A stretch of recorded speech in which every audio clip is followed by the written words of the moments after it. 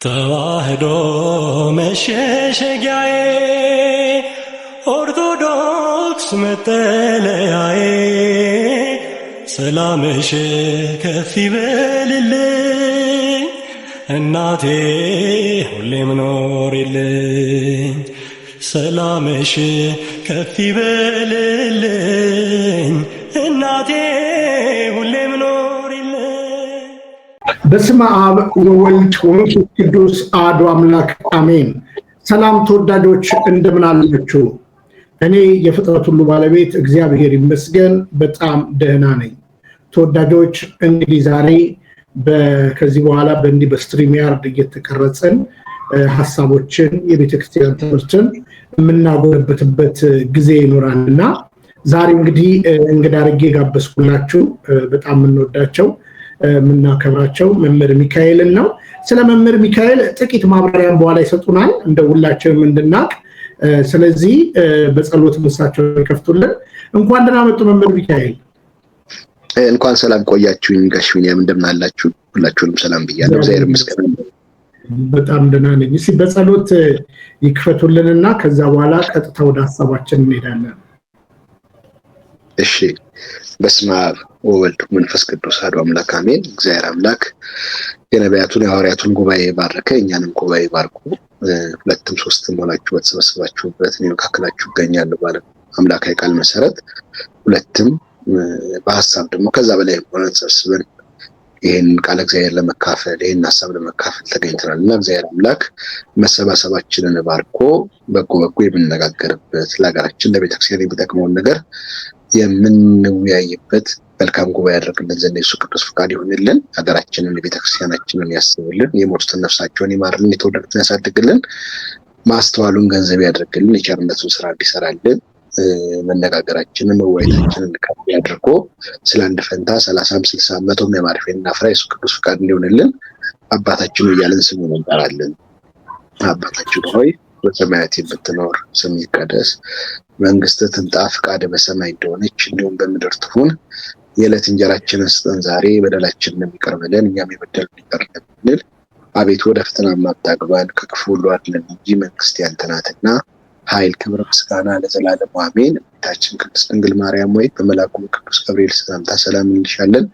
በሐሳብሽ ድንግል ነሽ፣ በስጋሽም ድንግል ነሽ። የአሸናፊ እግዚአብሔር እናት ሆይ ሰላምታ ላንቺ ይገባሻል። ከሴቶቹ ለተለይተሽ አንቺ የተባረክሽ ነሽ፣ የማኅፀንሽ ፍሬ ኢየሱስ ክርስቶስ የተባረከ ነው። ጸጋን የተመላሽ ሆይ ደስ ይበልሽ፣ ልዑል እግዚአብሔር ከአንቺ ጋር ነውና ከተወደደው ልጅሽ ከጌታችን ከመድኃኒታችን ከኢየሱስ ክርስቶስ ዘንድ ይቅርታና ምሕረትን ለምኝልን ኃጢአታችንን የሚያስተሰርይልን ዘንድ ለዘላለሙ አሜን። ምስጋና ይሁን አንድ አምላክ ለሚሆን ለአብ ለወልድ ለመንፈስ ቅዱስ ዛሬም ዘወትርም ለዘላለሙ አሜን። ጉባኤያችንን ይባርክልን። እግዚአብሔር ይስጥልኝ።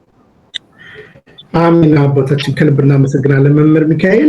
እንደው መምህር ሚካኤል ወደ ጥያቄ ከመግባቴ በፊት እንግዲህ የቤተክርስቲያን ልጅ ኖት፣ እንግዲህ ለአድማጭ ተመልካቾቻችን እስኪ መምህር ሚካኤል ማን ናቸው የሚለውን ነገር አንዳንድ ጊዜ ያው ቤተክርስቲያን እንግዲህ ኢንቨስት ያደረገችብን ቤተሰቦቻችን ኢንቨስት ያደረጉብን ሀገር ኢንቨስት ያደረገችብንን ነገር መናገሩ ጥሩ ስለሆነ አሁን አይተዋል ማንም ብድግ ብሎ እንደፈለገ የሚናገርበት ዘመን ስለሆነ የምናነሳውን ሐሳብ እንግዲህ ትውልድም እንዲገዛው በእውነትም እንዲረዳው መምህር ሚካኤል ማን ናቸው ከሚለው ነገር እንነሳና ከዛ በኋላ ወደ ሐሳባችን እንመጣለን። ከልብ ነው የማከብሮት። እኔ ብዙ ተመረበት። እሺ እንደው ያው እርሶ የደፈሩ መምህር ስለሚሉ እንጂ ብዙም ለመምህርነት የሚያበቃም ብዙም ደግሞ ማንነት ያለኝ ሰው አይደለም። ግን ያው እንደ ኢትዮጵያዊ በአዲስ አበባ ተወልጄ ያደግኩኝ ነው። አጥቢያችን እኛ በዚህ በዮሐንስ ወልደ ነጎድጓድ ነው እዛ ነው ያደግነው። ከዛ በኋላ እንደማንም ልጅ ያው ትምህርት ተምሬያለሁ። ዋናው አገልግሎቴን በቤተክርስቲያን አይደለም። እንደው የሰበሰብኳቸው መጽሐፎች ነገ ልጆች በወልድ ልጆችን ላስተምርበት፣ ልጆች ባሉት ደግሞ በገዳም ልጽናናበት ከቅድስት ሥላሴ መንፈሳዊ ኮሌጅ በነገረ መለኮት በዲግሪ ተመርቄያለሁ። ነገር ግን ባለማዊ ባለኝ ስራ ደግሞ 3-4 ዲግሪዎች አሉኝ። መጀመሪያ በ12ኛ ክፍል ጨረስኩኝ። ማይክሮሊንክ የሚባል ትምህርት ቤት ገብቼ በሶፍትዌር ኢንጂነሪንግ ዲፕሎማ ተምሬያለሁ። ከዛ በኋላ በማኔጅመንት ኢንፎርሜሽን ሲስተም የመጀመሪያ ዲግሪ እዛው አግኝቻለሁ። ቀጥሎ ደግሞ አዲስ አበባ ዩኒቨርሲቲ በፐብሊክ አድሚኒስትሬሽን ኤንድ ዲቨሎፕመንት ማኔጅመንት ሌላ አንድ ዲግሪ አግኝቻለሁ። ከዛ አሁን እየበላሁበት ያለው ደግሞ አካውንቲንግ አለ። አካውንቲንግ ሁለት ቦታ ላይ ተማርኩት። አንደኛ በተልኮ ተምሬ ድሮ ማኔጅመንት ላይ ሰራ ስለነበረ እንደው ማኔጅ አካውንቲንጉን ባቀው የሚል ፍላጎት ስለነበረኝ ከባህር ዳር ዩኒቨርሲቲ በተልኮ ተምሬ ነበረ። በኋላም ደግሞ ማይክሮሊንክ ተመልሼ ገብቼ ሌላ ዲግሪ ሰርቻለሁ። በዛ መሃል ደግሞ እንደው ለስጋ ብቻ ይሄን ያህል ከመሮጥ ብዬ በቅድስት ሥላሴ መንፈሳዊ ኮሌጅ መጀመሪያ በዲፕሎማ በማታ መርሃ ግብር ቀጥሎ በዲግሪ ተመርቄያለሁና ምናልባት እርሱን ይዘው እርሶ መምህር የሚሉት መቼም እዛ ያለው የሚሰጠው ትምህርት መምህር የሚያሰኝ አይደለም። እንደው ለራስ የሚሆን ነገር ተምረናል። ነገር ግን ወደፊት በትምህርት በመጽሐፍ እንዲህ በመወያየት ደግሞ የሚዳብሩ ነገሮች ናቸውና ይሄን ያህል ካልኩኝ በኑሮዬ ደግሞ ባለትዳር የሶስት ልጆች አባት ነኝ። የራሴን ኑሮ የራሴን ቤተሰብ ማስተዳደር ነኝ። ይሄን ያህል ይበቃል። ሌላ ጊዜ እናነሳዋለን፣ እንጫወትበታለን። እሺ ቃሪዎት ያሰማልን። ይሄን ብዬ የምጠይቆት በእውነት ለመናገር አንደኛ ያው ብዙ ነገሮችን ከሚረዱኝ በእውነት ከቅርቤ ከምላቸው ሰዎች አንዱ እርሱ ኖት። በእያንዳንዱ ነገር ዕውቀቱ ቤተክርስቲያን እንዴት ነች ብዬ የምጠይቆት እንደገና ደግሞ አሁን እንኳን ለምናነሳው ነገር እንግዲህ ብዙ ገዳማትም ሄደዋል ብዬ አስባለሁ፣ አይተዋል፣ አንብበዋል እና አንዳንድ ቤተክርስቲያን ልጅ ደግሞ የሚያንገበግቦት ነገር አለ እና ድሮና ድሮ እያለ ነገሮች አሉና ዛሬ እንግዲህ ከእርሶ ጋር የምናነሳበት የሚል ቶፒክ ነው። በኢትዮጵያ ኦርቶዶክስ ተዋሕዶ ቤተክርስቲያን ገዳም ይመስላል። ገዳማዊነት እንዴት ይታያል? እቺ ስንዱ ቤተክርስቲያን እንግዲህ የገዳም ጉዳይ በተመለከተ መንበረ ማርቆስ ብለን ተነስተን በግልጽ አማርኛ የምናነሳቸው የእንጦንስ ገዳምን እናነሳና ከዛ ያለው ደግሞ የኛ ሀገር ገዳማትም ደግሞ በአደረጃጀታቸው ትልቅ እና ጠንካራ ነው። ስለ አባ ተክለ ሃይማኖት እንግዲህ ዳንኤል ክብረት በጻፈው መጽሐፍ ላይ የገዳማዊ ውቅሩን ያስቀመጠበት ነገር አለ በራሱ ማለት ነው። እና ገዳማዊነት ምንድነው እንደ አጠቃላይ ዛሬ በገዳማዊነት ዙሪያ ነውና እሺ ገዳማዊነት ምንድነው የሚለው የገዳም የቤተክርስቲያን እንግዲህ ገዳማዊነትን በፍትሐ ነገሥቱ ብቻ ሳይሆን በቃለ ዓዋዲውም ላይ የተቀመጠ ነገር አለና እንደ አጠቃላይ እርሱ ገዳማዊነትን ያይዘውልኝ። አሁን ደግሞ ወቅታዊ ነገር ገዳሞቻችን ላይ የሚታዩ በገዳም ስም የሚደረጉ ነገሮችን ደግሞ እንዲሁ እናነሳለን። ከልብ ነው የማመሰግነው። እሺ ዜር ይስጥልኝ። ትንሽ ሰፋ ያለ ነገር ነው የተነሳው። እንደው መልክ ለማስያዝ እንሞክራለን። ዜር አምላክ ጥበብ ሚስጥሩን ይግለጥልን። ገዳም ምንኩስና የሚሉ ሐሳቦችና ገዳማውያን ህይወት ምን አይነት ነበረ፣ አሁን ደግሞ በምን አይነት መልክ ነው ያለው የሚሉትን ነገሮች ለማንሳት እንሞክራለን። ያው ገዳም ስንል የመናኞች የባህታውያን የመነኮሳት መኖሪያ ነው። ዓለማውያን የሌሉበት እንደ ዋልድባ፣ እንደ ደብረ ሊባኖስ፣ እንደ ደብረ አስቦ፣ እንደ ዝቋላ ያለ ዱር ቦታ በደን የተሸፈነ የመናኞች የፈላሻዎች ሰዎች መኖሪያ ቦታ ነው የሚል ትርጉም አለው አንደኛው ትርጉም። ሌላው ታላቅ ደብርም ገዳም ሊባል ይችላል። ግን ገዳም ስንል ምድረ በዳ ማለት በዚህ በማቴዎስ ወንጌል ምዕራፍ 4 ላይ እንደምንመለከተው ጌታ ከተጠመቀ በኋላ ሳይውል ሳያድር መንፈስ ወደ ምድረ በዳ እንደወሰደው ይናገራል። በማቴዎስ ወንጌል ምዕራፍ 4 ላይ ከዚያ ወደ ኢየሱስ ከዲያብሎስ ሲፈተን ዘንድ ወደ ምድረ በዳ ወሰደው 40 ቀን 40 ሌሊት በጾም እንደቆየ ይናገራል። ስለዚህ ገዳም የምንለው ምድረ በዳው ነው። የገሌ የሚባል ንብረት የሌለበት ሁሉ በህብረት የሚከናወንበት ንፍሮም ዳቢዮም ተገኘ ልብሱም ተገኘ በጋራ ተካፍለው የሚኖሩበት በማህበር በአንድነት ሆነው ለጸሎት የሚተጉበት ፍጹም የዓለምን ኃላፊነት ተረድተው የማያልፈውን የእግዚአብሔር መንግስት ፈልገው የሚኖርበት ቦታ ገዳም ይባላል። ጠቅልል አድርገን ስንመለከተው ማለት ነው። ስለዚህ ገዳም ስንል ይሄን ነው። ገዳም ማለት በውስጡ የመነኮሳት መኖሪያ። መነኮሳት ስንል ለወንዶች መነኮሳት፣ ለሴቶች ደግሞ መነኮሳያት ተብሎ የሴት ገዳም የወንድ ገዳም ተብሎ በአንድነት ቅድም እንደተናገርኩት በጸሎት እየተጉ ለቁመተ ስጋ የሚያስፈልጋቸውን ነገር ደግሞ አብረው እየሰሩ አብረው የሚኖርበት ቦታ፣ ከዓለማውያን የራቀ ቦታ ገዳም ተብሎ ይነገራል። እና ገዳም ማለት ባጭሩ ይሄንን ነው ሐሳቡ። ምንኩስና ደግሞ ስንል መነኮሰ ወይ ደግሞ መነኩሴ የሚለው ቃል የግሪክ ቃል እንደሆነ ይነገራል። መነኩሴ ማለት መናኝ፣ ብቻውን የሚኖር፣ ሴት የማያውቅ፣ ለወንድም ደግሞ ወንድ የማታውቅ በተቃራኒው ከሆነ ማለት ነው። ድንግል የገዳም ሰው ባተሌ፣ ከዓለም ከዘመድ ከህዝብ ከገንዘብ የተለየ ራሴን ለእግዚአብሔር ሰጥቻለሁ ብሎ ቃል ኪዳን የገባ አስኬማ የለበሰ ባህታዊ፣ ብቻውን ለመኖር የወሰነ ሰው መነኩሴ ይባላል።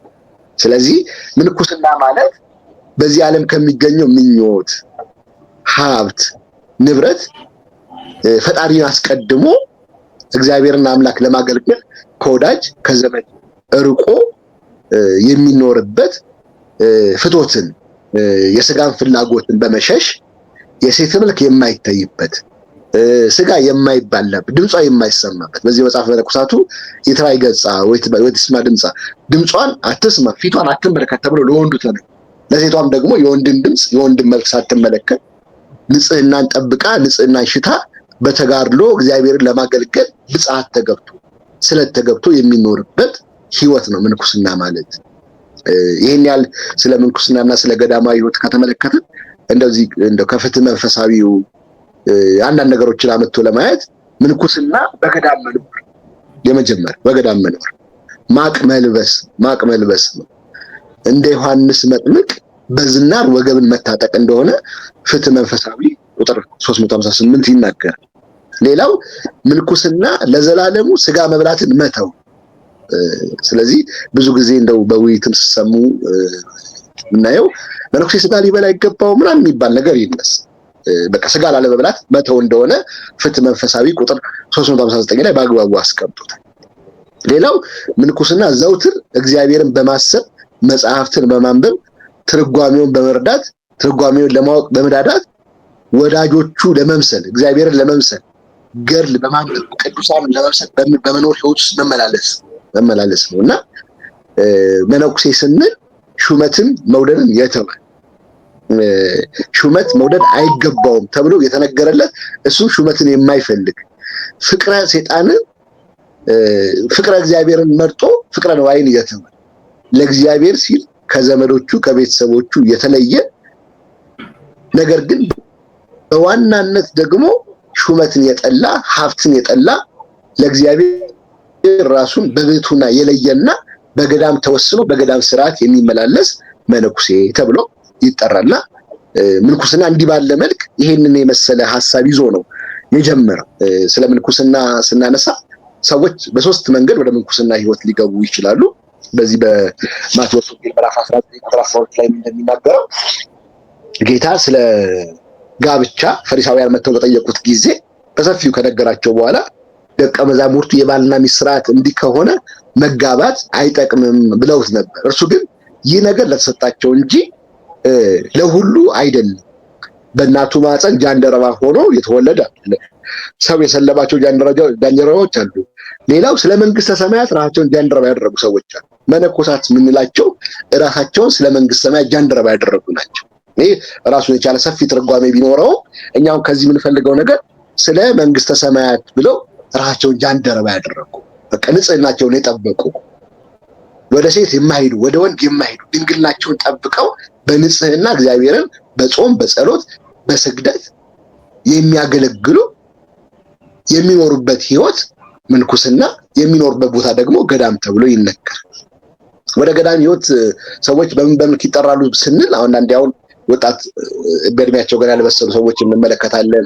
በጣም ሽማግሌዎች እንመለከታለን። ሰው በመቼ ነው መመንኮስ ያለበት የሚለውን ነገር ስንመለከት ምንኩስና በሶስት መልክ ሊገባበት ይችላል። አንዳንዶቹ ከማህፀን ጀምሮ የተጠሩ አባቶች አሉ። እንደና ባዮሐኒን ማንሳት ይቻላል። በነቢያቱም እነ ኤርምያስን ማንሳት ይቻላል። ሌሎቹ ደግሞ ሰዎች ወደ ምንኩስና ህይወት የጠሯቸው የመሯቸው የመነኮሳቱን ህይወት ቅድስናቸውን ንጽህናቸውን አኗኗራቸው ተመልክተው ወደ ምንኩስና ገዳም ወደ ገዳማዊ ህይወት የሚገቡበት ነገር አለ። ሶስተኛው ደግሞ በራሳቸው የምንኩስና ህይወትን ወደው የተቀበሉ አሉ። ቅድም ያልኩት ራሳቸውን ስለ መንግስት ሰማይ ጃንደረባ ያደረጉ በዚህ ማቴዎስ ወንጌል 19:12 ላይ ተነገረ። ስለዚህ በዚህ መልክ የመጣ የምንኩስና ህይወት ቀድሞ በብሉይ ኪዳን የነበረ ከነ ሄኖክ ጀምሮ ማንሳት ይቻላል። እነ ኤልያስን ማንሳት ይቻላል። እነ ካህኑ መልከጼዴቅን ማንሳት ይቻላል። በብሕትውና ራሳቸውን ለይተው ሄኖክን ስንመለከተው በእግረ ገነት ራሱን 7 ዓመት እንዳቆየ በኋላም ደግሞ እንዳልተገኘ ይነገራል። እነ መልከጼዴቅ የአዳምን አጽሙን ያገለገሉ ከአብርሃም አባታችን መስዋዕት የተቀበሉ መስዋዕት ያሳረጉ የነበሩ ናቸው። በዚህ መልክ እነ ኤልያስን ማየት ይቻላል። እነ ዮሐንስን ማየት ይቻላል። በብሉይ ኪዳን ጀምሮ የነበረ በኋላም ደግሞ የተስፋፋ የመጣ ራሱ ጌታችንም ደግሞ በገዳመ ቆሮንቶስ ተገኝቶ ለገዳማውያን ለመናንያን ለባታውያን ምንኩስናን ብሕትውናን ባርኮ የሰጣቸው እና ከሱ የወሰደውን ስርዓት ተከትለን ከዛ በኋላ ደግሞ በግብጽ የነበሩ አባቶች በኋላ እናነሳቸዋለን የገዳማዊ ህይወትን አስፋፍተው ስርዓት መልክ አስይዘው ህግ ሰርተውላት ሰጥተውናል። በዚህ መልክ የተስፋፋ የመጣ ነውና የገዳማውያን ህይወት ስንል የምንኩስና ህይወት ስንል በዚህ ልክ የሚታይ ነው። ቃሌዎች ያሰማልን። በጣም ድንቅ ማብራሪያ ነው የሰጡን መምህር ሚካኤል። እንግዲህ ገዳማዊነት ተዘልሎ መኖርን፣ መለየትን፣ ከዓለም መለየትን ቅድም እንዳሉት ስለ እግዚአብሔር መንግስት ራስን መለየት መሰል ነገሮችን አንስተውልናል። ስለዚህ ቤተክርስቲያን በዚህ ጉዳይ ላይ እንግዲህ ገዳማውያኑ ባሉበት ቦታ ታምራቶች ይኖራሉ። በገዳማውያኑ ህይወት ውስጥ የሚደረጉ አንዳንድ ነገሮች ቤተክርስቲያን እውቅና ሰጣቸው ብዙ የገዳም ቦታዎቻችን የበረከት ቦታ ሆነዋል። ስፔሻሊ ደግሞ የጨርሰው ያንቀላፉት ይሄን ዓለም የተሰናበቱ አባቶቻችን ያረፉበት ቦታ እንደ ቃል ኪዳናቸው ተአምር እየሰራ አለ። ስለዚህ በዛ ቦታ ላይ ቤተክርስቲያን ይተከላል፣ መሰል ነገሮች ይደረጋል እና እስኪ ይሄንን ክሊር ቢያደርጉልን። ምክንያቱም ገዳማዊነት መመነን፣ ራስን መለየት፣ ዘግቶ መኖር መሰል ነገሮች ተነስተው አሁን ደግሞ ሰው ወደ ገዳም ሊሄድ የሚለው ነገር አለ። እንግዲህ ይሄ ብለን ከቤተክርስቲያን ጅማሬ የገዳማዊነት ትምህርት ነው ማንሳት ያለብን።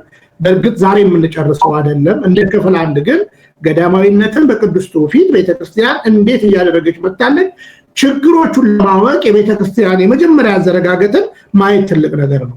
አሁንም ችግር ያለባቸው ገዳማቶች ይኖራሉ፣ ችግር ደግሞ የሌለባቸው ገዳማቶች አሉ። ያ አስተዳደራዊ ችግር ሊሆን ይችላል።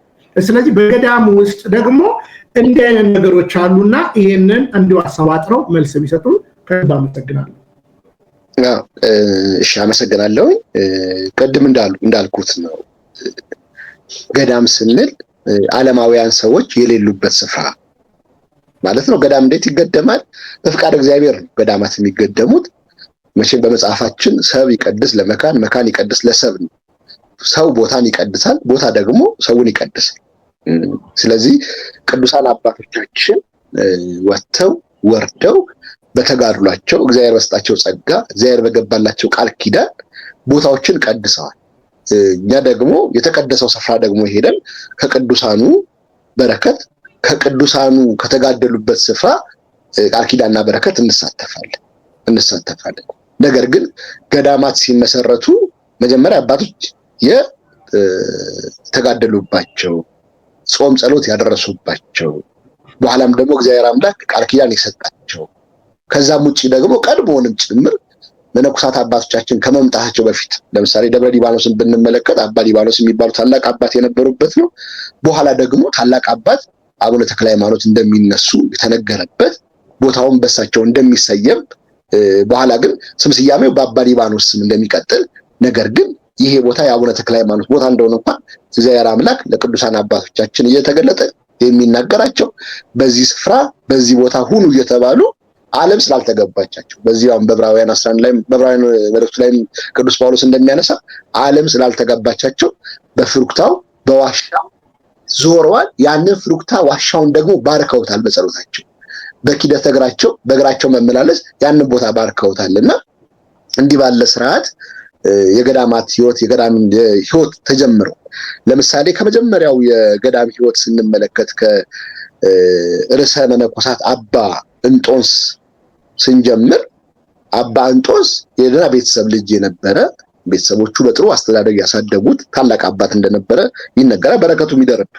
እና ይህ አባት በዛ ዘመን የምንኩስና ህይወት የሚባል ነገር ከናካቴው ያልተሰማ ያልታወቀበት ጊዜ ነበር። ነገር ግን እሱ ከሚኖርበት መንደር ከሚኖርበት ዓለም ወጥቶ ለብቻው መኖርን መረጠ። በኋላ መላእክት መጥተው እንዴት ባለ ስርዓት መኖር እንዳለበት እንዳስተማሩ፣ ነገር ግን እዛ ከመድረሱ በፊት ግን ሰይጣን በዝሙት በፍቅረ ነዋይ በተሪዮ በተለያየ ነገር በሐኬት በስንፍና ይዋጉት ነበር። ስለዚህ ይሄን መዋጋት የእግዚአብሔር ረድኤትና ቸርነት ያስቀደመ ይሄን የመዋጋት ነገር ካለፈ በኋላ እንዴት ባለ ስርዓት መኖር እንዳለበት መላእክት መጥተው አስተምረውታል። ስለዚህ እንዲህ ባለ መልክ በቅዱስ በርዕሰ መነኮሳት አባ እንጦንስ ትሩፍ ምግባርም ይባላል ስሙ አበ መነኮሳትን ተብሎ ይነገራል። የመጀመሪያው የምንኩስና የብሕትውናን ህይወት የጀመረው እሱ ስለሆነ ማለት ነው። ስለዚህ መላእክት ተገልጠውለት የምንኩስና ልብስ መታጠቂያ ቅናት የመስቀል ምልክት ያለው ቀሚስ በወገቡ አስኬማ በራሱ ቁር ሐምሳል እንዳደረጉለትና በኋላም ደግሞ እንዴት መኖር እንዳለበት እንደዚህ ስራ እንጦንስ ወይ እንደዚህ ስራ እያሉ ምን እየሰራ እንዴት መኖር እንዴት መተዳደር እንዳለበት ስርዓት አስተምረውለታል። የምንኩስና ህይወት ግን በሱ ብቻ የተጀመራል። በኋላ ደግሞ በደቀ መዛሙርቱ ከሱ በኋላ በመጣው በታላቁ መቃርስ ደግሞ በአንድ ጊዜ የምንኩስና ህይወት ጣራው ግድግዳው ሳይሆን መሰረቱ በአባ እንጦንስ ሲጀመር እንጂ በቅዱስ መቃርስ የቀጠለ ከቅዱስ መቃርስ በኋላም ደግሞ ሌሎች ደግሞ አባቶችም ደግሞ እና አባ ጳቁሚስ የሚባሉ ተነስተው ደግሞ በደንብ ስርዓት የሰሩለት አሁን የሐረጋተ መነኮሳት የምንላቸዋል አባ እንጦንስ አባ መቃርስ አባ ጳቁሚስ እያለን እንመጣና እኛ ሀገር ስንደርስ እና አቡነ አረጋይ ጋር እንደርሳለን። እነዚህ 9 ቅዱሳን የሚባሉ የመላካውያን ትምህርት ወይ ደግሞ የካቶሊካውያን መነሳት ሲመጣ ከግሪክ ወደ ኢትዮጵያ የመጡ የነገስታት ቤተሰቦች ናቸው። እነዚህ በአራተኛው መቶ ክፍለ ዘመን እንደመጡ በአፄ አላሜዳ ዘመነ መንግስት ወደ ኢትዮጵያ እንደመጡ የገዳምን ስርዓት ያስፋፉ ናቸውና የመነኮሳትን ሐረግ ስንናገር እነዚህን ሰዎች እናነሳለን። እና አባ ዘሚካኤል ወይ ደግሞ አቡነ አረጋይ እናነሳለን። በኋላ አባ አሙኒ የሚባሉ አሉ። አባ ዮሐኒ እንላለን። አቡነ ተክለ ሃይማኖት እያልን እንመጣለን ወደዚህ። እንዲህ ባለ የዘር ሐረግ ነገር ግን ቀዳሚያኖቹ የግብጽ አባቶች ናቸው። አባ እንጦንስ፣ አባ መቃርስ፣ አባ ጳቁሚስ ስርዓት ሰሩ። ያ ስርዓት ወደ ሊቢያ፣ ወደ ሞሮኮ፣ ወደ አልጄሪያ፣ ወደ ቱርክ፣ ወደ ግሪክ፣ ወደ ራሽያ፣ ወደ ደግሞ አውሮፓ ደግሞ ወደ እንግሊዝም ወደ ጀርመንም ሄዶ በኋላም ሉተርን ስንመለከታቸው በኋላ እስኪጠፋ ድረስ ከ19ኛው መቶ ክፍለ ዘመን ስርዓቱ እስኪጠፋ ድረስ መጀመሪያ ሃይማኖቱ በ4ኛው መቶ ክፍለ ዘመን በቄልቄዶን ጉባኤ ጠፍቷል። ነገር ግን ገዳማዊ ስርዓቱ ነበረ። ያ ስርዓት መልኩን እያጣ የመጣበትና በኋላም ሉተርን ደግሞ መጥቶ ፕሮቴስት እስኪያደርገው ድረስ የደረሰበት ነበረ። እስከዛ ድረስ የነበረው ሐረግ ስንመለከት የተስፋፋበት ጊዜ ነበር። ስርዓት መልክ አድርገውለት እንዴት በገዳም መኖር እንዳለባቸው፣ እንዴት ጸሎት ማድረግ እንዳለባቸው፣ እንዴት መመገብ እንዳለባቸው፣ ማን ሊመራ ይገባል፣ ማን ሊመራ ይገባል፣ ማን ስራ ሊሰራ ይገባል፣ ማን ጸሎቱን ሊመራ ይገባል የሚለው ነገር በአግባቡ ስርዓት ይዞ ያ ስርዓት እየተስፋፋ መጥቶ ወደ ሀገራችን የመጣበት በእነ አቡነ አረጋዊ ዘመነ መንግስት በ9 ቅዱሳን አንድ ላይ ይኖሩ ነበረ። በኋላ ተበታትነው ሁሉም የራሳቸውን ገዳም ይዘው እነዚህ 9 ቅዱሳን የምንላቸው እና አባ ሐፍጼን እና አባ ሊቃኖስ እና አባ የማታ እና አቡነ አረጋዊ እና አባ ገሪማ የሚባሉ ወደ 9 የሚጠጉ ቅዱሳን እና አባ ሊባኖስን ጨምሮ እነዚህ በተለያየ ቦታ ተቀምጠው ስርዓተ ገዳምን ያስፋፉ፣ በስርዓተ ገዳም ውስጥ የጸሎትን ህይወት መጽሐፍትን ማስተማርን መጽሐፍትን መተርጎምን ብዙ ስርዓትን የሰሩበት ነውና እንዲህ ባለ ስርዓት የመጣ ነው። ቅድም እንዳልኩት ግን እነዚህ ቅዱሳን አባቶች ቦታውን ቀድሰው ሄደዋል። በኋላ ደግሞ በእነዚህ አባቶች እግር ስር ደግሞ እየገቡ አባቶች ገዳምን እያስተዳደሩ በአንድነት ገዳም ቀደም እንደተናገርኩት ምግባቸውን በጋራ እያደረጉ የዓመት ልብሳቸውን የዕለት ጉርሳቸውን እየሰፈሩ እንደሚገባቸው የተከፋፈሉ የሚያርሰው እያረሰ ሰሪ የሚሰፋው ሰሪን እየሰፋ ሌላ የተግባረ ስራዎች እየሰሩ የገዳማዊ ህይወትን ያስፋፉ ናቸውና በዚህ መልክ የኖሩ ችግር ሲገጥማቸው በጋራ የሚከላከሉ በጋራ ጸሎት የሚያደርጉ በጋራ ደግሞ የሚመገቡ ናቸውና እንዲህ ባለ ስርዓት የገዳማዊ ህይወት ቀጥሎ ብዙ ገዳማት በኢትዮጵያ ውስጥ ተመስርተዋል። እነ ዋልድባን ማንሳት ይቻላል። እነ ኢየሱስ ሞዐ ሐይቅ እስጢፋኖስን ማንሳት ይቻላል። እነ ጊሸን ደብረ ከርቤን በደብር ደረጃ ነች ያለችው፣ ግን በፊት በገዳማዊ ህይወት ብዙ የነገስታት ልጆች ገብተው ይማሩበት የነበረ ቦታ ደብረ ነጎድጓድ ተብላ፣ ከዛ በኋላም ደግሞ ደብረ ሊባኖስን ማንሳት ይቻላል። በእነ አባታችን በአቡነ ገብረ መንፈስ ቅዱስ ዝቋላን ማንሳት ይቻላል። ምድረ ከብድን ማንሳት ይቻላል። በአባ ሳሙኤል ዘደብረ ወገግ አሰቦት ስላሴን ማንሳት ይቻላል። ብዙ ገዳማት ተመስርተው በከተማም ያሉ ገዳማቶች መነኮሳት የሚኖርባቸው ለምሳሌ እንደ ዳግማዊ ደብረ ሊባኖስ አቡነ ተክለ ሃይማኖት መርካቶ ያለውን ማየት ይቻላል። ተክልዬ እንጦጦ አመረ ኖር ኪዳናሩትን ማየት ይቻላል። ምስካየ ኅዙናንን ማየት ይቻላል። አባቶች በምንኩስና ህይወት በምንኩስና ስርዓት የሚኖሩባቸውና እንዲህ ባለ ስርዓት ነው የምንኩስናው ህይወት አመጣጡ። እንዲህ ባለ ህይወት ሲኖሩ ደግሞ የሚያስፈልጋቸው ምግብ እየሰፈሩ በአንድ የአስተዳደር ስርዓት ሆነው የሚያስፈልጋቸውን ልብስ በአመት እየሰፈሩ በጸሎት እየተጉ በስራ እየተጉ ከዓለም ርቆ የሚኖርበት ነውና ገዳም ህይወት ስንል ከዓለም ተርቆ የሚኖርበት ከዓለም ደግሞ ተርቆ የሚኖርበት ቦታ ደግሞ ቅዱሳን አባቶች ቀደም የመሰረቱት በኪደተ እግር የባረኩት በጸሎት የባረኩት ከእግዚአብሔር ቃል ኪዳን የተቀበሉበት በዚህ ዘመንም ገዳማት ሊመሰረቱ ይችላል። ነገር ግን ገዳማት ሲመሰረቱ ፍቃደ እግዚአብሔርን መሰረት ባደረገ መልክ ሊሆን ይገባልና በዚህ መልክ ገዳማት እየተመሰረቱ እየተስፋፉ ብዙ ስራዎች ብዙ አብነት ትምህርት ቤቶች የነበሩባቸው ያሉባቸውም አሁንም ብዙ መጻሕፍት የተተረጎሙባቸው ብዙ ስርዓት የተሰራባቸው ብዙ ጸሎት የተደረገባቸው ብዙ ስለ ሀገር ተጋድሎ የተፈጸመባቸው ብዙ የሃይማኖታዊ ጉባኤ የተካሄደባቸው እነ ጻድቃኔ ማርያምን ብንመለከት ደብረ ምጥማቅን ትልቅ ጉባኤ የተካሄደባቸው ቦታዎችን ማየት ይቻላልና በዚህ አግባብና በዚህ ስርዓት ነው የምንኩስና ህይወቱ የገዳማዊ ህይወቱ እያለ ከኛ ዘመን የደረሰው። ይሄን ይመስላል። እሽሚኒያ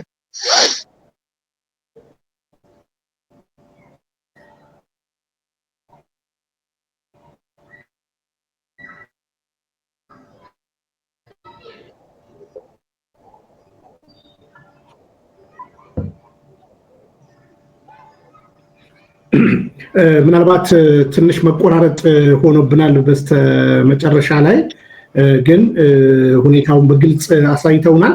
እንግዲህ አድማጭ ተመልካቾቻችን የዚህ የብንያም ሽታዬ ኦፊሻል ቻናል መርሃ ግብር ተከታዮች ነገርን ከስሩ ውሃንም ከጥሩ ነው የሚባል አባባል ብሂል አለ አይደለ? ስለዚህ ልክ ነኝ መምህር ተሳስቼ ከሆነ ያረጋግጥ በትክክል ነገርን ከስሩ ስለሆነ ገዳማዊነት በቅድስት ኦርቶዶክስ ተዋሕዶ ቤተክርስቲያን ምን ይመስላል የሚለውን መግቢያውን በዚህ ያክል አብራርተውልናል መምህራችን። እንግዲህ በሳምንት ይሄ መርሃ ግብር ይቀጥላል። አሁን ከዚህ ንግግራችን በኋላ ጥቂት በግብጽ በነበርኩበት የገዳማዊ እንቅስቃሴ ላይ የገዳማውያን ህይወትና ኑሮ የግብጽ ገዳማትን ምን ይመስላል የሚል ጥቂት ቪዲዮ አሳያችኋለሁ። ክፍል 1 አገልግሎታችንን በዚህ እንጨርሳለን። ከዛ በኋላ በሚቀጥለው ሳምንት የክፍል 2 መርሃ ግብራችን ላይ አሁንም አስምረን የምንነግራችሁ በገዳም ውስጥ ምን ይከሰታል፣ ምን ይደረጋል፣ አባቶቻችን በዛ ውስጥ እንደገና ደግሞ ህዝበ ምዕመናን ምን አይነት ግንኙነት አለ፣ ይልቁኑ መሰረቱን ካወቀን ባዕድ የሆኑ ነገሮች ቤተክርስቲያን ማታከብራቸውና ቤተክርስቲያን ማትላቸው ነገሮች ለመከልከልና ለመታቀብ ያመቻልና የገዳማውያን ህይወትና ኑሮ በገዳም ውስጥ ምን ይገኛሉ፣ ገዳም ውስጥ ያሉ የበረከት ነገሮች እንዴት ይታያሉ፣ እያንዳንዱ ነገር ገዳማውያኑ ምን ግዴታ ምን መብት አላቸው በእያንዳንዱ ነገር እናገራለን። ምክንያቱም ቤተክርስቲያን እያንዳንዱ ነገር ሰድራ አስቀምጣልናለች። ሰድራ እስካስቀመጠችልን ድረስ የሰደረችልንን ነው እኛም ማውተን ለትውልድ የምንናገረውና ምናልባት ለክፍል 1 ማጠቃለያ ጥቂት ሐሳብ መምህራችን ይጭሩና ከዛ በኋላ በጸሎት እንዘጋለን። ክፍል 2 የሚቀጥለው ሰኞ ምሽት ደግሞ እንደዚሁ ከምሽቱ 2 ሰዓት ላይ ሁሌ እናቀርብላችኋለሁ ገዳማዊ። በነገራችን ላይ እንዳጋጣሚ በይሄኛው በትልቁ ቻናል ላይ ነው የትምህርት የሚጫነው። እንዲሁ ደግሞ በሳምንት ደግሞ በትንሿ ቻናል ላይ በወሳኝ ጉዳዮች ላይ ከመምህር ሚካኤል ላይ ደግሞ እንደዚሁ እንቀጥላለን። ማጠቃለያና በጸሎት ቢዘጉልን ማጠቃለያ አሁን እንግዲህ ትልቅ መሰረት ነው ያያዙን ገዳማዊነት ይሄ ነው ከተባለ ከዛ ክፍል 2ቱን ደግሞ ሳምንት እንመለስበታለን። እሺ እግዚአብሔር ይስጥልኝ አመሰግናለሁኝ። እንዳነሳ ነው መቼም የገዳማዊውን ህይወት ገዳማዊኑ ቢተርኩት ቢናገሩት ያምራል።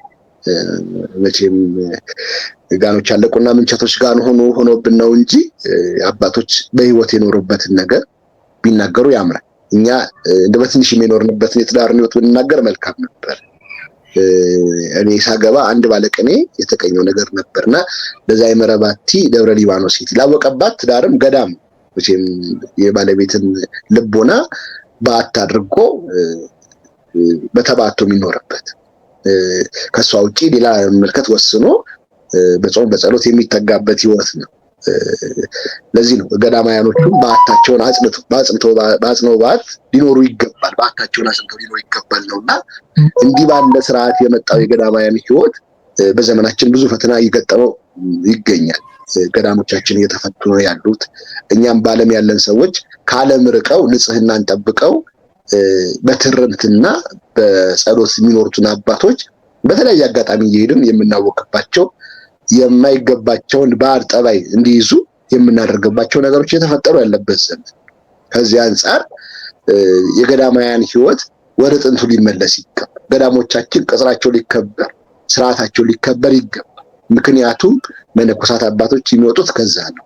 ጳጳሳት አባቶች የሚወጡት ከዛ ነው። ቅዱሳኑ ራሳቸውን በገዳም ለይተው ለሀገር ለወገን ጸሎት የሚያደርጉበት ስፍራ ከመሆኑ አንፃር ከዛ አንፃር ገዳሞቻችንን ልንጠብቅ ልናግዝ ይገባል። ቀደም እንደተነጋገርነው የገዳማዊ ህይወት ስንል በአንድነት የሚያስፈልጋቸውን ነገር ከዓለም መቼም የዓለም ኑሮ አይገባንም የዓለም ኑሮ ያስፈልገንም ብለው በገዳም ቢወሰኑም እነዚህ አባቶች ነገር ግን በገዳም ሲኖሩ ደግሞ እንደሚገባቸው ሊኖሩ ይገባል። ጸባ አጋንንትን ያጋንንትን ፈተና እየታገሉ መኖር የሚገባቸው ህይወት። ነገር ግን እኛ ባለም ያለን ሰዎች ደግሞ ለነዚህ ሰዎች ፈተና ልንሆንባቸው አይገባም። ልንረብሻቸው ልናውካቸው አይገባም።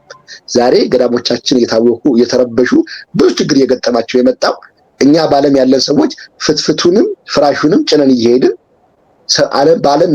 ዓለም ላይ ጥለውት የመጡትን ህይወት ድጋሚ እያስታወሱ ዓለም እንዲናፍቁ እያደረግን ገዳሞቻችንን እንዲፈቱ ምክንያት ይሆን ያለንበት ሂደት ነው ያለውና ከዚህ አንፃር ወደ ጥንቱ ልንመለስ ይገባል። ዋኖቻችንን ልናስብ ይገባል። ዋና የሆነውን ስርዓትና ገዳማዊ ህይወትን ልንጠብቀው ይገባል። ምክንያቱም የሰው ልጅ በዚህ ዓለም ሲኖር ሁለት አይነት ምርጫ ነው ያለው። ወይ በገዳም ሄዶ በመናኔ ይኖራል፣ ወይ በዓለም ደግሞ በጋብቻ ህይወት ይኖራል። ዛሬ ጋሽ ቢንያም ጋርም ባለፈውም እንደ ውይይት መልክም አንስተነዋልና የክርስቶስ ሙሽራ የሚባል ደግሞ አዲስ ነገር እየመጣ ነው ያለው። የሰው ልጅ በዚህ ምድር ላይ ወይ ማግባት ነው ያለበት ወይ ደግሞ በገዳም ሄዶ ምንኩስና መኖር። ይሄንን ማድረግ የሚቻለው ፍቃድ እግዚአብሔርን መጠየቅ። በግብጽ ያሉ አባቶች መነኮሳት ነፍስ አባቶቻቸው የነፍስ ልጆቻቸውን ጠርተው የሚጠይቋቸው ነገር ምንድነው? እድሜያቸው ለአቅመ አዳም ለአቅመ ሔዋን ሲደርሱ ፍቃድ እግዚአብሔርን ጠይቀው የትኛው መንገድ መሄድ እንዳለባቸውና የትኛው መሄድ መምረጥ እንዳለባቸው ይጠይቋቸው። ዛሬ በከተማ ሳናገባ ወይም ሳንመነኩስ ዝም ብለን የምንኖርባቸው ህይወቶች ይሄ ክርስቲያናዊ አይደለም። ለምን ለሰው ቢቻለው በንጽህና በቅድስና ራሱን ለይቶ መኖር ይችላል። ለማይቻለው ደግሞ በጋብቻ ህይወት መኖር እንዳለበት ቅዱስ ጳውሎስን በአግባቡ አስረድቶናልና ይሄንን ቢቻለን ብንኖርበት በቅድስና በንጽህና ራሳችንን አገልግለን ራሳችንን በንጽህና አክብረን ደግሞ ለዓለም ለወገን የምንተርፍበትን አባቶቻችን የሰሩትን ስርዓት ገዳማዊ ህይወትን መጠበቅ፣ ትምህርቱን ማስተማር፣ በትምህርቱ ላይ ደግሞ ስርዓቱ እንዲጠበቅና የቸገራቸውን ነገር ደግሞ እያገዝን ገዳሞቻችን ከመፈታት እንዲጠበቁ ማድረግ ያስፈልጋል። ዛሬ ገዳማያኖቹ ሲርባቸው ሲጠማቸው ጦርነት ሲበዛባቸው መከራው ሲበዛባቸው ገዳሙን እየተው ገዳሙን እየፈቱ ወደ ከተማ የመሰለድ ህይወቶች እንመለከታለን። እነዚህ ነገሮች እንዲቀሩ እነዚህ ነገሮች እያገዝን ገዳማያኖቹ እንዲጎለብቱ ገዳማያኖቹ የተሻለ ነገር እየሰሩ ለወገን እንዲጸልዩ ማድረግ ይጠበቃል። ነገር ግን ደግሞ በዓለም ያለው ፍትፍቱንም ፍራሹንም የተለያየ ነገርም እየተፈለገ ስልጣኑንም ሹመቱንም ቅድም እንዳየነው በዚህ በፍትህ መንፈሳዊ ላይ ሹመት ሊወድ እንዳይገባው መነኮሳት ተጽፎባቸው ይሄ በእነሱም አይደለም በእኛም ቢሆን አብዝቶ ሹመትን መውደድ ባለማያኖቹም የተፈቀደ ነገር አይደለም።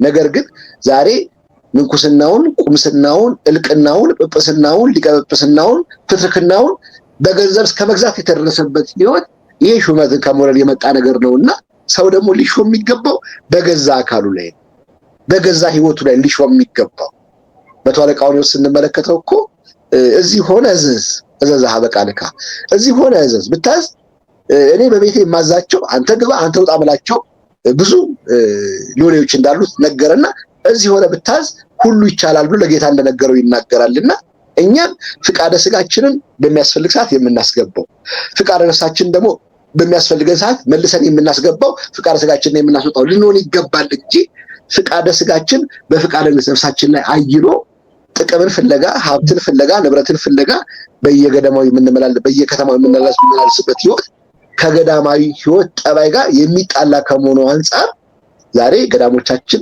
ብዙ ፈተና ችግር እየገጠማቸው መነኮሳት አባቶቻችን በዓለም ያለው ነገር እየሳባቸው የገዳም ህይወትን ጥለው ወደዚህ የመጡ ያለበትን አግባብ በምክክር በፍቅር በትምህርት በመተጋገዝ በገዳም ያለውን ችግር በመፍታት መተጋገዝ ይገባልና አባቶቻችን እነ ቅዱስ ምናልባት ነታቸው ተቋረጠ አልተቋረጠም መሰለኝ እና አባንጦስ ወደ ሰሩልን ስርዓት እና አባቶች ወደ ሰሩልን ስርዓት እንደ ታላቁ መቃርስ ወደ ሰሩልን ስርዓት መመለስ ይገባናልና በዚህ ህይወት ተመላልሰን ከምንኩስና ህይወት ከገዳም ህይወት የሚገኘውን ክብር እንድናገኝ እግዚአብሔር አምላክ እንደሆነ የሱ ቅዱስ ፍቃድ ይሁንልን። እንደ መግቢያ ይሄንን ያህል ካልን ዛሬ በሀገራችን በገዳሞቻችን ላይ ያሉ ፈተናዎችን አንስተን ደግሞ በሰፊው ወደፊት የምንወያይ ይሆናል። በተማማርነው በተነጋገርነው ነገር እግዚአብሔር አምላክ 30 60 ዓመት ማማር ፍሬ አፍርተን ደግሞ ገዳሞቻችንን የምንጠብቅ ገዳሞቻችንን የምንረዳ እኛም ከገዳማውያን አባቶቻችን በረከትና ጸሎት የምናገኝ የምንቀበል እንድንሆን የሱ ቅዱስ ፍቃድ ይሁንልን። ያስተማረን የመከረን የገሰጸን ዱል እግዚአብሔር አምላክ የተመሰገነ ይሁን።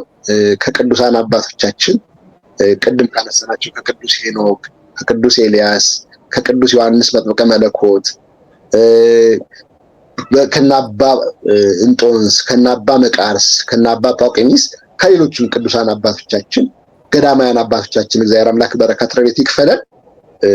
አቡነ ዘበሰማያት እንበል።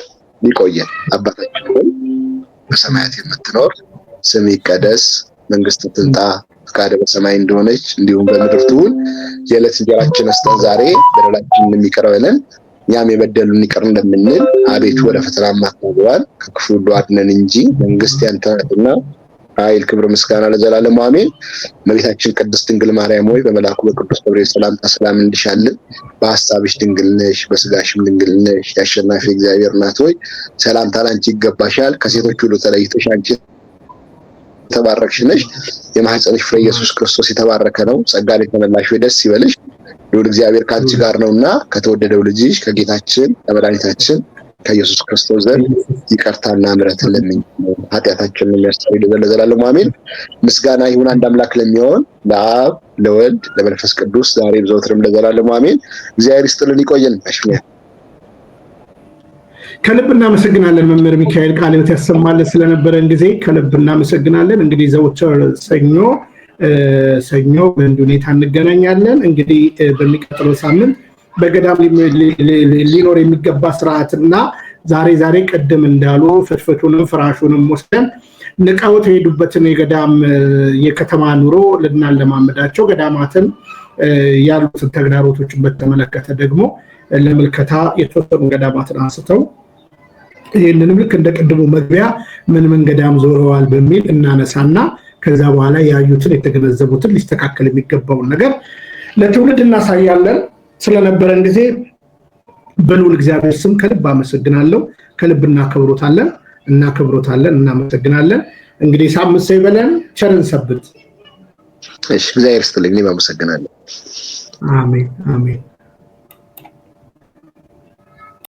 ተዋህዶ መሸሸጊያዬ ኦርቶዶክስ መጠለያዬ ሰላምሽ ከፍ ይበልልኝ እናቴ ሁሌም ኖሪልኝ ሰላምሽ ከፍ ይበልልኝ